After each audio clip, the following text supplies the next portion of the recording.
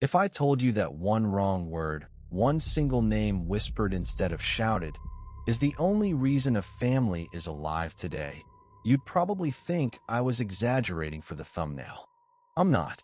This is, without question, one of the strangest 911 calls in the history of this channel, and by the end of it, you're going to understand exactly why a teenage babysitter chose to lie to a dispatcher in the middle of the worst night of her life. Viewer discretion is advised. Nothing in this story is going to be shown to you in graphic detail, but we're going to be talking about a home invasion, a missing child, and the kind of fear that changes a person permanently. If that's not what you're in the mood for tonight, no hard feelings, go watch something with puppies in it. We won't judge you. If you're still here, though, welcome back to Shadow Stories, the place where we talk about the strange, the dark, and the things that happen to real, ordinary people who never expected to end up in a story like this one. New episode, every week, same calm voice, same too much coffee energy. And before we get into it, like, subscribe, and if you're the kind of person who leaves the porch light on just in case, you're exactly who this channel was built for. Also, if a raccoon has ever made eye contact with you through a window at 2 a.m. and you both silently agreed never to speak of it again, comment raccoon truce below. I want a head count. Okay, let's get into it. On a Friday evening in early October, in a quiet cul-de-sac neighborhood, a 34-year-old mother named Rachel Doyle was getting ready to leave for the first date night she and her husband had had in nearly 8 months. Rachel worked as a dental hygienist. Her husband, 36-year-old Mark Doyle, managed a small hardware store 2 towns over. They had 2 kids, 7-year-old Ben and 4-year-old Lily. And, like most parents of young kids, they hadn't had an uninterrupted conversation with each other in longer than either of them wanted to admit. For their babysitter, they'd hired 17-year-old Casey Whitfield, a senior at the local high school who lived 4 houses down and had been sitting for the Doyle kids for almost 2 years. Casey was responsible in the specific way that teenagers who've never had anything go seriously wrong for them are responsible. She was punctual. She didn't let the kids eat candy for dinner, and she always texted Rachel a photo of the kids brushing their teeth before bed. It had become a running joke between them. Rachel called it proof of life. And so, at 6:40 p.m., Rachel kissed both kids goodnight, told Casey there was pizza money on the counter, and left with Mark for a dinner reservation 20 minutes away. Nobody in that house had any reason to think this night would be any different from the 15 or 20 nights before it. At around 8:15 p.m., Casey noticed something small. The kind of thing that, on any other night, she would have forgotten by morning. The Doyle's dog, a 12-year-old golden retriever named Biscuit who Casey had once described as too lazy to bark at literally anything, was standing at the front window, completely still, staring out into the dark front yard. Not barking, not wagging his tail, just staring, ears back. Casey walked over, glanced out the window herself, and saw nothing but the porch light and the neighbor's car parked across the street, same as always. She figured Biscuit had seen a possum, gave him a scratch behind the ears, and went back to helping Lily with a puzzle on the living room floor. It's a detail so small it would be easy to skip over entirely. But it's worth mentioning now, because Casey would think about that dog and that stillness for years afterward, and because, as it would turn out, Biscuit had seen something that night that none of the humans in that house had noticed yet. By 8:45, Ben and Lily were in pajamas. Casey sent Rachel the usual toothbrushing photo. Rachel texted back a single heart emoji, the way she always did, and Casey set both kids up in Ben's room to watch part of a movie before lights out, which was maybe 15 minutes later than their actual bedtime, but nobody was going to tell on her for that. At this point, everything about the evening was completely, boringly normal. At 9:03 p.m., Casey heard something at the back of the house. Not a knock, not a doorbell, a soft, deliberate scrape, metal on metal, coming from the direction of the kitchen, where the Doyle's sliding glass door led out to the backyard. She paused the movie, told the kids to stay put, in the calm, slightly too casual voice teenage babysitters learn to use so they don't scare the children they're in charge of. And she walked toward the kitchen. The sliding door was locked. She'd checked it herself an hour earlier, out of habit, the way she checked every door in that house every single time she sat for them, because Rachel had once mentioned, half joking, that the neighborhood had had a rough stretch a few years back. Casey had never really thought about what that meant until this exact moment. She stood in the dark kitchen, listening. Nothing. For almost a full minute, nothing at all. And then the doorknob on the back door, not the sliding door, but the actual door beside it, the one that led out to the side yard, turned. Slowly, quietly, as if someone on the other side was trying very hard not to be heard trying it. It was locked too. It held. Casey did not scream. She did not call out. Instead, and this is the detail that, later, investigators would specifically praise her for, she backed away from the door without making a sound, walked calmly back to Ben's room, closed the door, and locked it from the inside. Casey had her phone in her back pocket, and this is where the story turns into the reason we're telling it at all. She dialed 911. And when the dispatcher answered, Casey did not say someone is trying to break into the house I'm babysitting in. She did not scream for help. Instead, in a calm, almost cheerful voice, she said, "Hi, is this the pizza place? I'd like to order a large pepperoni for pickup. The name on the order is Jennifer." The dispatcher, a 14-year veteran named Patricia Alvarez, paused for exactly 1 second, and then, without missing a beat, played along. "Sure thing," Patricia said. "Can I get your address for that order?" Casey gave the Doyle's actual home address, still in the same light, ordering a pizza tone. Patricia asked a few more pizza order questions, clarifying details that were actually questions about the emergency itself.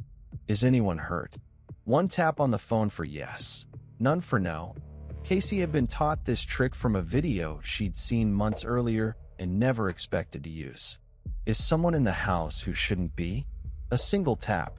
And this is the detail that made this call spread across departments as a training example. Casey gave the dispatcher a fake name, Jennifer, on purpose, because she'd realized, standing frozen in a locked bedroom with 2 young children behind her, that if whoever was at that door could somehow hear her talking, a coded, fake conversation about pizza would sound like nothing. A real name, a real address stated plainly as an address, might have told the intruder exactly what was happening on the other side of that door. Patricia Alvarez would later say that in 14 years of dispatching, she'd taken exactly 1 call like this in her entire career. While Casey was on the phone, 2 patrol units were already being routed to the address, silently, lights off, per protocol for an active possible break-in with children present. Here's what officers would piece together afterward, once the scene was secured. The man attempting to get into the Doyle house that night was 29-year-old Travis Kell, a man with no connection to the Doyle family whatsoever. Travis had been released from a county facility 11 days earlier after a short sentence for an unrelated break-in charge, and in the time since, he had been casing several homes in 3 different neighborhoods, looking, investigators believed, for houses where he suspected nobody was home. The Doyle's house had looked empty to him. Both cars were gone. The porch light was on, but no lights showed in the front rooms, because Casey and the kids had been in the back of the house the entire evening. Travis had no idea 2 children and a babysitter were inside at all.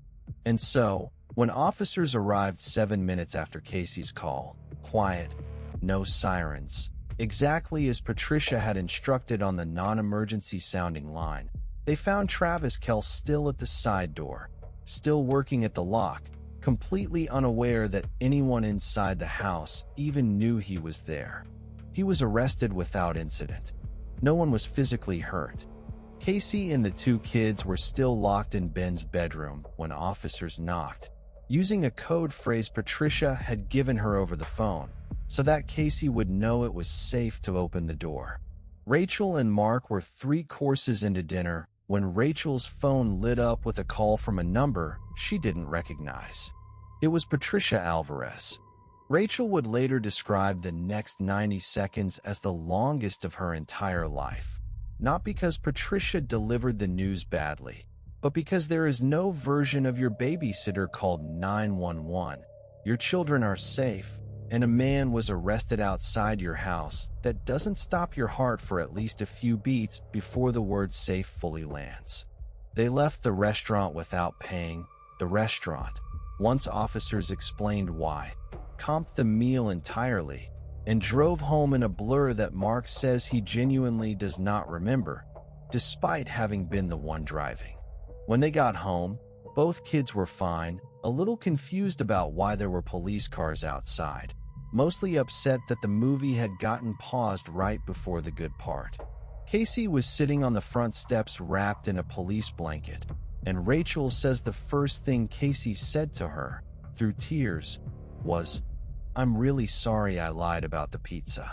Travis Kell was charged with attempted burglary, and because of the presence of minors inside the residence at the time, even though he hadn't known they were there, the charges were escalated by the district attorney's office.